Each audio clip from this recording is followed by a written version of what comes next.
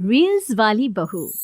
प्रज्ञा को रील्स बनाने का बड़ा ही क्रेज है और वो दिन भर रील्स बनाती रहती है।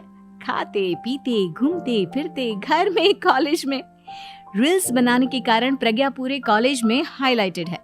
जहां उसकी रील्स सभी को पसंद आते हैं, वहीं मनीषा चिंता में डूबी रहती है। एक रोज जब खाते हुए प्रज्ञा रील्स बना रही होती है, तब मनीषा कहती है, 1 मिनट भी चैन नहीं है इस लड़की को। ये नहीं कि खाना तो आराम से खा ले, लेकिन नहीं, अरे थोड़ी देर रील्स नहीं बनाओगी तो आसमान नहीं टूट पड़ेगा। अरे मम्मी, इसी को तो कहते हैं डिटर्मिनेशन।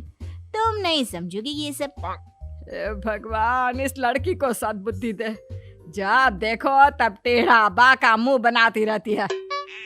मनीषा की बात का प्रज्ञा पर जरा भी असर नहीं होता और वो खाते खाते रील्स बनाती रहती है।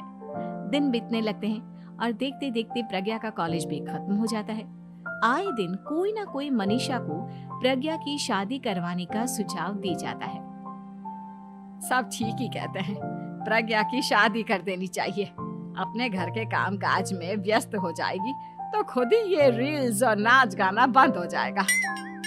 मनीषा और प्रेम प्रज्ञा के लिए एक अच्छा लड़का ढूंढने लगते हैं और तभी विकी का रिश्ता प्रज्ञा के लिए आता है, जिसने प्रज्ञा को उसकी रील्स देखकर पसंद कर लिया था।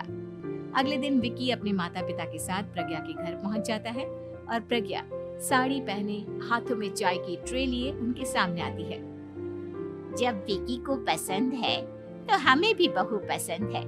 बहन जी, आप बारात की तैयारी कीजिए। एक बार लड़का लड़की अकेले में बात कर ले तो अच्छा रहेगा। हाँ हाँ, क्यों नहीं। मनीषा विकी को प्रज्ञा के कमरे में भेजती है, जहां प्रज्ञा पहले से ही रील्स बना रही होती है। तभी विकी कहता है, आ गए आपके साजन जी। हमारे साथ ये रील्स कंप्लीट करती तो और भी अच्छा रहता। अच्छा जी, अब आ ही गए हैं तो बना ही लेती हूँ आपके साथ। दोनों मिलकर रील्स बनाते हैं। जब वी मीट और तुरंत पोस्ट भी कर देते हैं। फिर विकी कहता है, जब आप साड़ी में चाय लेकर आए तब मुझे लगा कि कहीं मैं गलत घर में तो नहीं आ गया।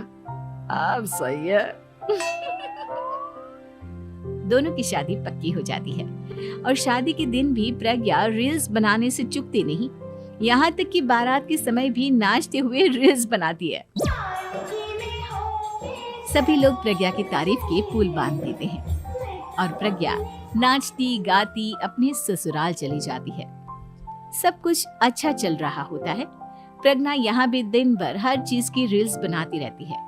लेकिन कुछ दिनों के बाद जब सुनीता कहती है, बहू, ये रील्स के साथ साथ कुछ काम भी कर लिया करो।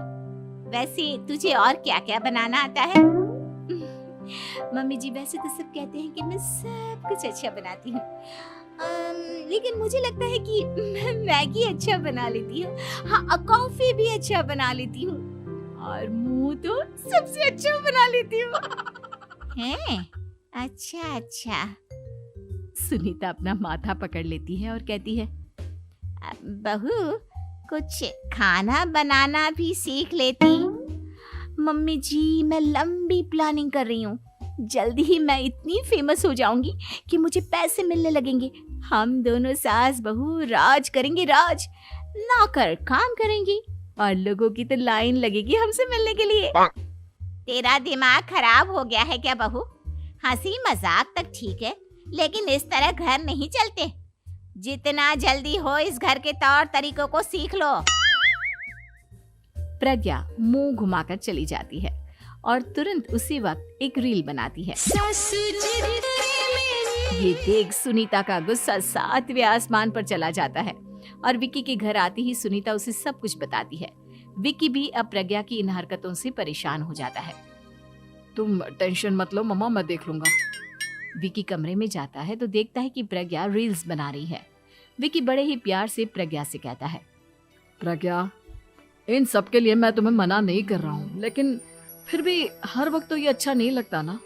समझने की कोशिश करो, मुझे भी तुम्हारा थोड़ा वक्त चाहिए। मैं जब ऑफिस से आता हूँ तो मुझे समय देने की जगह इसी में लगी रहती है। तुम ज्यादा ही सोच रहे हो। तुम भी मेरे साथ रील्स बनाओ ना, तुम्हें भी बहुत अच्छा लगेगा। तुम्हें इज्जत से कोई बात समझ में नहीं आती क्या? दिमाग खराब हो गया है तुम्हारा इस चकाचौंध से। अगर तुमने अपना रवैया नहीं बदला तो मैं तुमसे दूर चला जाऊंगा। तुम ही रिश्ता लेकर आए थे, मुझे लड़कों की कमी नहीं थी और ना आज है। विकी दरवाजा पटककर चला जाता है। धीरे धीरे विकी प्रज्ञा से दूर होता जाता है। एक रोज मनीषा प्रज्ञा के ससुराल उससे मिलने जाती है।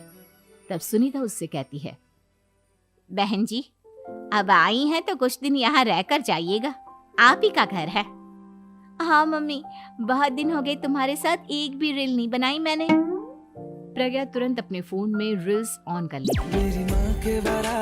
ये सब मुझसे नहीं होता। तेरा ये भूत अभी तक नहीं उतरा क्या?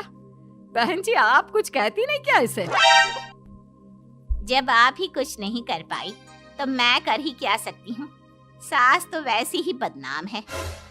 शाम को घर की लाइट चली जाती है और मनीषा प्रज्ञा से कहती है, मेरे घुटनों में बहुत दर्द हो रहा है, तू लाइट का कुछ इंतजाम करना बेटा। अच्छा, कैंडल जला देती हूँ मम्मा। प्रज्ञा गाते हुए कैंडल जलाती है और खिड़की के पर्दे के पास रख देती है। मनीषा, जिसे बहुत दर्द हो रहा है, वो सो जाती है और प्रज्ञा हमेशा की तरह अपने रील्स में लग जाती है। उधर कैंडल की वजह से पर्दा आग पकड़ लेता है और मनीषा के कमरे में आग लग जाती है। बचाओ, कोई है, बचाओ। सभी भागते हैं और विकी कमरे की आग बुझाने में लग जाता है, लेकिन तब तक मनीषा आधी जल चुकी थी। मनीषा की हालत देख प्रज्ञा रोने लगती है। विकी मनीषा को तुरंत हॉस्पिटल ले जाता है और उसे एडमिट कराता है। विकी प्रज्ञा से कहता है, देख लिया ना, तुम्हारे इस नाच गाने की वजह से आज तुम्हारी माँ की जान जाते जाते रह गई।